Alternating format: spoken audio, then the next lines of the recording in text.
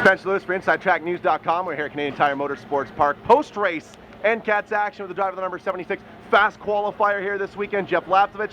And Jeff, I got to tell you, you were flying around here in the early stages of this race. Looked real comfortable in this Tim Hortons Dodge at the front of the field. The car was working really good, and it's always good to be at the front. It's been a long time since we've been there, but felt good.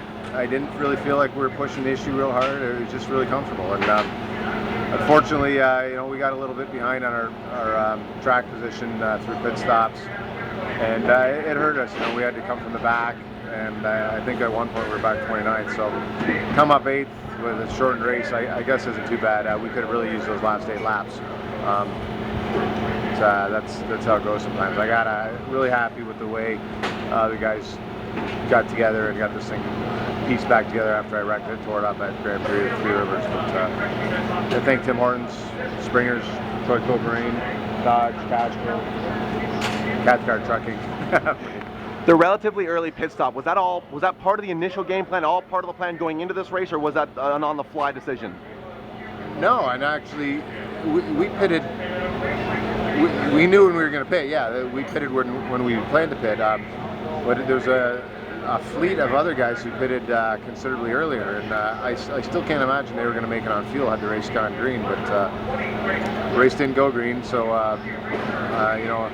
that's how it goes sometimes. Now, obviously, the woulda, coulda, shoulda with if we had the final 9 laps or so, if the red flag hadn't come out, would this 76 had been a problem for the front 5 maybe if we had got those last 9 green flag laps? I think it would. Yeah, it was pretty racy today, and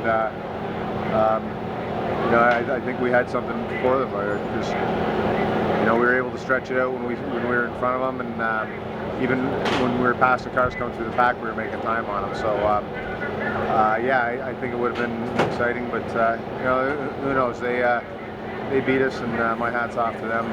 They definitely outraced us overall today, but we'll come back next year and get them again.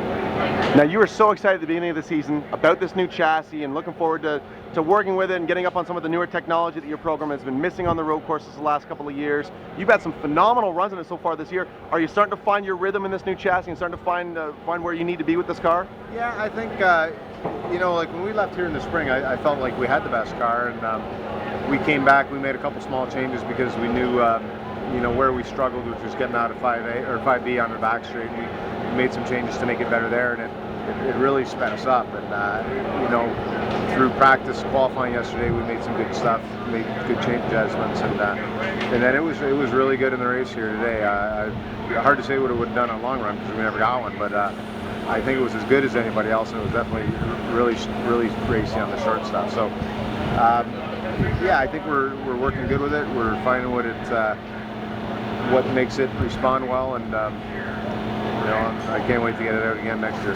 Now we're going to go from you being in the road course car, being able to stretch your legs around Moss Sports wide confines or Canadian Tire Motorsports Park, but now we're going to Barrie, racing in a gymnasium, close quarter combat, throwing elbows. Are you going to have the package that you're going to need to have to go to the front up at Barrie? Actually, we're going to pass on Barrie. We're going to save our stuff, go to Kawartha, but we hope to get a test day in before that, and our oval car is in pretty good shape. It's been hasn't been in use since June, I guess. So it's pretty much ready to go, and we're going to test it and hopefully be pretty strong for it. Jeff, thanks so much for the time. Best of luck at Kawartha Speedway. Congrats on the pole award. Again, sorry that you didn't get the 9 laps that you needed, my friend. Thank you. There you go, folks. Driver of the Tim Hortons number 76. It's Jeff Lapcevich.